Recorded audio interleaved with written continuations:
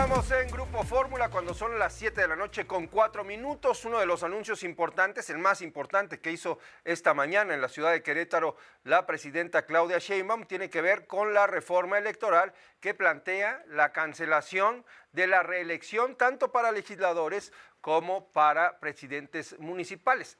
La cancelación en todos los niveles y en todos los cargos de elección popular. Y por el otro lado también esta otra reforma que va en el mismo paquete, en donde se habla de poner un alto al nepotismo al impedir que una persona pueda ocupar un cargo de elección popular, también hay que decirlo porque así lo mencionó la presidenta de la República, un cargo que haya ostentado un pariente directo. ¿Cuáles son los alcances y cuáles pueden ser los efectos de estos cambios legales? Está en la línea telefónica Arturo Espinosa Silis, director del Laboratorio Electoral, experto en estos temas. Arturo, ¿cómo estás? ¿Cómo estás, Primitivo? Muy buenas noches, qué gusto saludarte. Pues igualmente un gusto saludarte, Arturo, y preguntarte, ¿qué te parece este cambio a la ley, este cambio? Vamos por partes. Primero, el tema de la cancelación de la reelección legislativa y de presidentes municipales. Un asunto que, pues, al que todavía no nos acostumbrábamos, ¿no? Porque pues la reforma entró en vigor hace muy poquito tiempo y prácticamente la presidenta la borra de un plumazo porque eso es lo que va a ocurrir en los hechos. ¿Qué te parece? ¿Está bien el hecho de tener legisladores solamente por 3 años? ¿Va en contra de la profesionalización? Tenemos un Congreso, pues la verdad, muy improvisado, y así ha sido durante los últimos tiempos. ¿Qué opinas? Bueno, pues es claro que a la presidenta no le gusta la reelección, es algo que ya había señalado desde hace varios meses, no estoy completamente seguro si desde la campaña lo empezó a señalar o posterior a que obtuvo su triunfo empezó a hablar de la reforma de la no reelección. A mí me parece, uno, no es una reforma necesaria ni es un tema prioritario, claramente para ella sí, por eso digo que no le gusta la reelección, pero no es algo que nuestro sistema lo necesite así como algo urgente. Creo que sí lo lamento porque nos costó mucho trabajo quitarnos ese atisbo de que la reelección era mala per se, algo que venía desde luego desde la Constitución de 1917, desde que se aprobó, después de pues esta lucha antirreeleccionista que se vivió, pero que finalmente hace apenas algunos años, en 2014, regresó la reelección de manera acotada para cargos legislativos y para cargos municipales y que apenas se venía sentando. Y digo apenas se venía sentando porque, por ejemplo, los y las senadoras apenas en 2024 fue la primera vez que tuvieron la posibilidad de reelegirse. Y yo creo que la reelección de esta forma acotada nos ayuda no solo a la profesionalización de la función y no solo a evitar simulaciones y el chapulineo, sino también a generar un esquema de rendición de cuentas. Claro. Desde luego, como está regulada la reelección en México, pues le daba mucho poder a los partidos políticos porque los partidos políticos son los que tenían la decisión final y absoluta sobre quién se podía reelegir o no. Pero bueno, son estas figuras que se tienen que ir ajustando para bien y que yo creo que sí era una figura positiva. Muchos países del mundo permiten la reelección, una reelección controlada, acotada, bien regulada como estaba en México. Y bueno, yo por eso creo que no solo no es una reforma necesaria, yo sí lamento que se prohíba la reelección en estos términos porque creo que podía ser algo positivo en la medida en la que se vaya sentando y nos vayamos acostumbrando a ellas, porque generaría rendición de cuentas. Ese es el punto, uno de los puntos fundamentales, Arturo. ¿Cómo se le puede reclamar a un funcionario que elegiste si al final, pues él ya sabe que tiene 3 años y se va y después no va a pasar nada? Es decir, eso nos quita poder a los ciudadanos. Eso nos quita poder porque además, pues, digamos, los legisladores o los municipios no van a rendir cuentas a la ciudadanía, sino a sus partidos. Claro. Y ahí es donde señalo que además propicia la simulación porque a lo mejor no se van a reelegir para el mismo cargo, pero se van a ir a otro cargo similar, que es el chapulineo que vemos.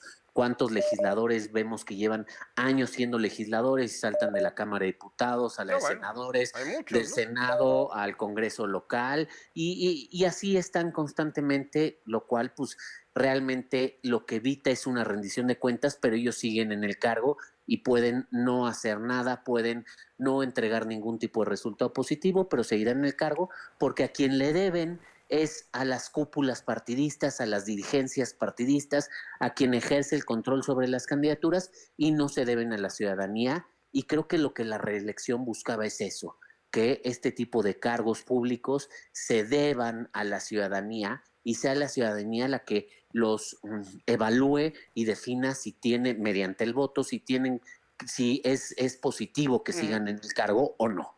El otro punto importante de este anuncio que hizo la presidenta fue el que tiene que ver con el nepotismo, pero igual, una reforma muy acotada que, según lo que hoy comentó la presidenta Claudia Sheinbaum, pues va encaminada a evitar que una persona que hoy ostente un cargo público prácticamente herede, ¿no? Dicho cargo, ojo, de elección popular. Esto pues eso no es un combate al nepotismo, porque el nepotismo tiene muchas caras y muchas modalidades, y lo hemos visto y lo vemos todos los días.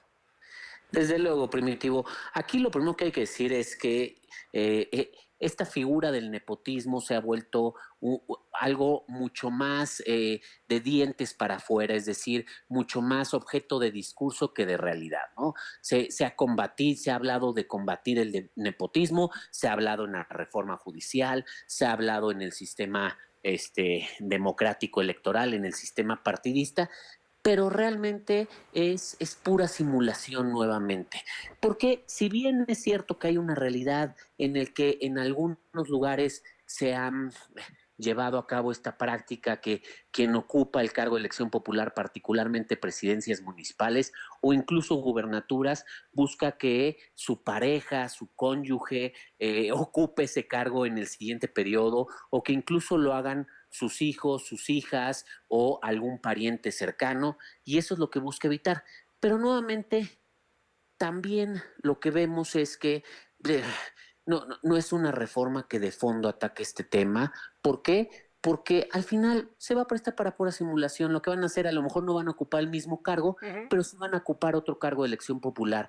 Porque, repito, si estos temas queremos que se acaben, lo que tienen que atacarse es una reforma de fondo al sistema de partidos políticos, a la democracia interna de partidos políticos y a la manera en la que se definen las candidaturas en los partidos políticos, que es de una forma cupular, de una forma totalmente controlada, que es para los cuates, para las cuotas, y eso no se está atacando. Entonces, pues a lo mejor ya no podremos ver que el presidente municipal o la presidenta municipal es sustituido por su pareja, por su cónyuge, por su hijo, pero sí vamos a ver que alguno de estas personas cercanas va a ser ahora diputado local, diputado federal o va a tener un cargo de elección popular.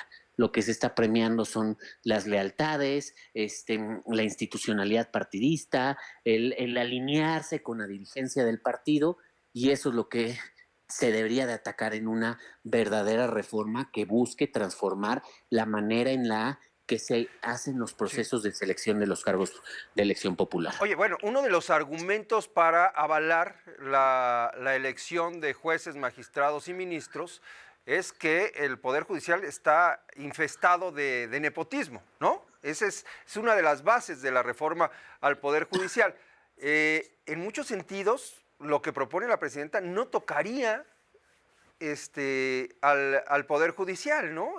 Porque vamos, hay que ir más allá, no solamente a los cargos de elección popular, hay que ir a la estructura completa de los organismos del Estado. Claro, insisto, por eso es que señalo que es pura simulación, porque vemos cómo el nepotismo, a ver, hay que diferenciarlo. Ujú. Una cosa es que haya cierta estructura en el gobierno, en el poder judicial, en la vida política, en la cual los hijos siguen la carrera de los padres, como ocurre en muchos lugares. El papá es médico y los hijos quieren ser médicos, el papá es abogado y los hijos quieren ser abogados, digamos, eso es algo que se ve normal, pero otra cosa, el nepotismo es que hay acceso a esos cargos Ujú. no en virtud de las capacidades propias, sino de las relaciones familiares, de los vínculos familiares.